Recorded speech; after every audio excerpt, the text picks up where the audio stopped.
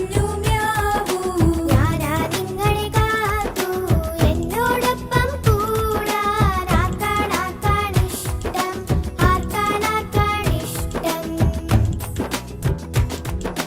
ആര് പറഞ്ഞു